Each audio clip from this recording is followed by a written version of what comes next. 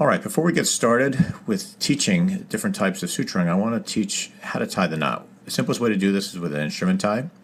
You simply pass whatever suture we're doing into the skin, and when you're ready to tie it, what I'd like you to do is pull the suture all the way through, but leave a small short tail, about a quarter of an inch, half inch is plenty. So you'll have a short end and a long end. And we're going to keep this pretty simple. You take your needle driver and you're just going to simply place it between the two. Take the long end and then wrap it. And you want to wrap it twice. And then grab the short end and then pull the short end across the wound to the other side. And what that does is it locks the wound down. See how it sits there and doesn't move.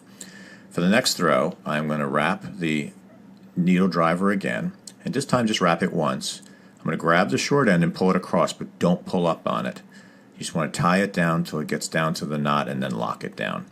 Okay? Then simply put your needle driver between the two again, wrap it with the long side, grab the short side and pull it across. So you're doing the same thing every time. The first time you're wrapping it twice, and that's called the surgeon's knot. And that'll lock it in place, because what you don't want is you don't want the knot to be loose. You want your skin well approximated. So we call that an air knot when it's not approximated. So just to review one time, once your suture is placed, leave a short tail, wrap the needle driver twice, pull the short end to the other side, locking it. Now don't pull up on it. Wrap just once around the needle driver, pull it back to the other side, lock it down.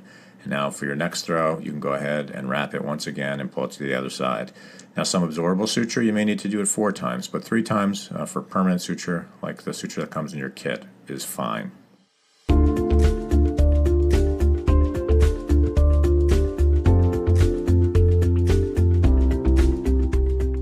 So the first suture I want to teach you is a simple suture. Simple because there's really only one part to it. You're simply going to put the needle in on one side and then put it through on the other side. So it's important to hold the needle in the middle, enter at 90 degrees, exit, and then try to enter again so you can come into the tissue and come up at 90 degrees. Having it 90 degrees on both sides, when you tie it, will approximate the skin beautifully. So that's why I like to do it in 2 and not try to just run the needle all the way across. Do the instrument tie, as I've already taught you, and see how nicely the skin is approximated. And you'll see as you start doing this more and more, you'll just get faster and faster. It is an acquired skill. So the key, enter at 90 degrees. Sometimes you can keep it in, but you push the skin just to make sure you're getting through it at 90 degrees. And again, that's going to help you to reapproximate your skin. Now you'll decide how far apart each stitch needs to be. The closer they are together, the more stitching you're going to be doing, and the more scar you may have. Some tissues are already just about approximated, so you don't need that many.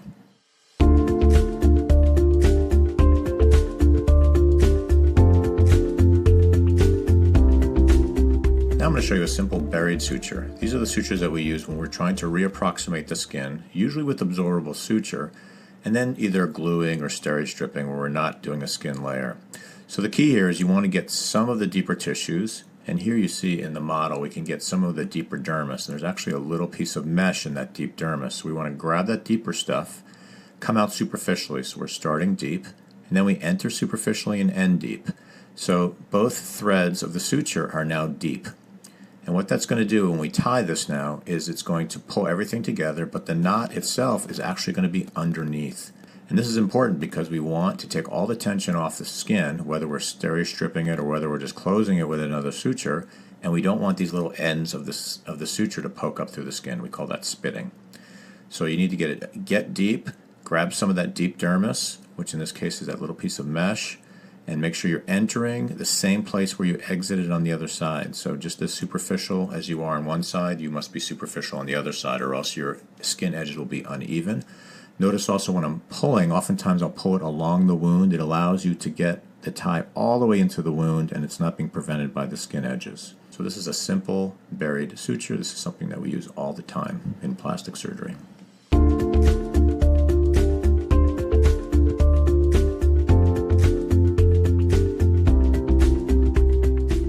Next, I'm going to show you a little more complex suture, the vertical mattress suture. Again, we're going to go ahead and open up the device that comes with your suture pad that helps to put tension on the skin. And when we go ahead and make a cut here, what happens is the skin gapes open.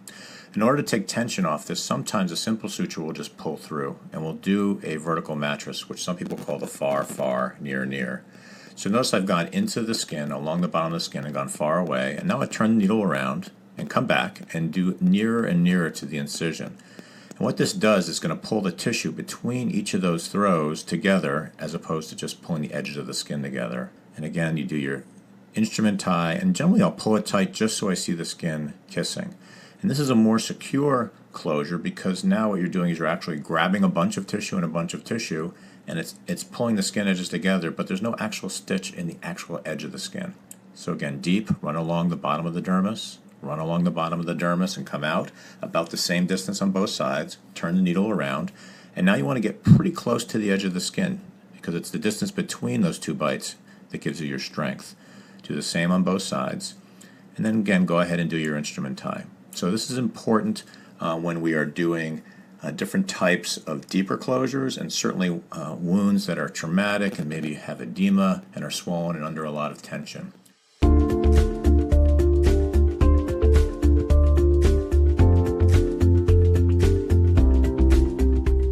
Now this type of suture is going to be part of your armamentarium. Now sometimes you can change it to a horizontal position. So these are all in the same line and hence the term vertical. Now we're going to do a horizontal mattress. Here the idea is not to go near or far. Take the same size bite each time. But what you're going to do is it's effectively two simple sutures in one suture. So what you'll do is you'll enter the skin now as if you would for a simple suture. And instead of tying this as a simple suture, turn your needle around, move the same distance you would for your simple suture, and enter it the same way, almost like you're doing a simple suture on the other side. So this is still a mattress suture because there's two different rows of suturing, but now instead of in a vertical line, it's in a horizontal line. And it's important that you pull together again only till the edges kiss each other. So it has the advantage of being faster than two simple sutures. And you know, sometimes in some situations you want to pull tissue to tissue together, just like with a vertical. Vertical is nicer because it does evert the skin edges, but in a case like this where eversion is not a problem, simply doing a horizontal mattress will help you. And sometimes in cosmetic surgery, we don't want any suture marks on one side.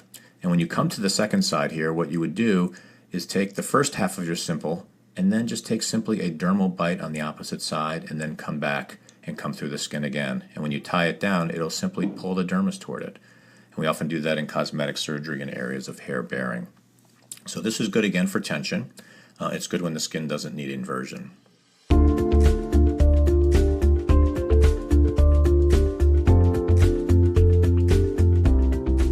Another variant of the horizontal mattress is called a figure of 8 suture. We'll often use this in general surgery where we have big wounds that are gaping apart or fascia and we need strength. It's placed in the same way. We do simple suturing and simple suturing, except this time, rather than turning the needle around, we simply just move along and take another simple bite and simple bite. So same distance, same spread, except now, because we didn't turn the needle around, we have suture crossing in the middle. And as we tie it, you can see it looks like an 8, hence the term figure of 8. And a figure of 8 is just as strong as a horizontal mattress would be, but it's faster. I would say cosmetically the scar would not be as good, so it's good for fascia in deep areas.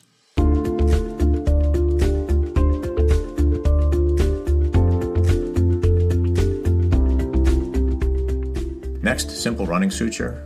Now we're moving along. You're becoming a proficient suturer with your simple sutures.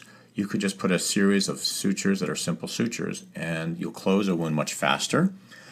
I liken this to like a sewing machine. You'll want to take the exact same bite each time and you want to advance the same amount each time. And that's how you get an incision, a closure to look pretty.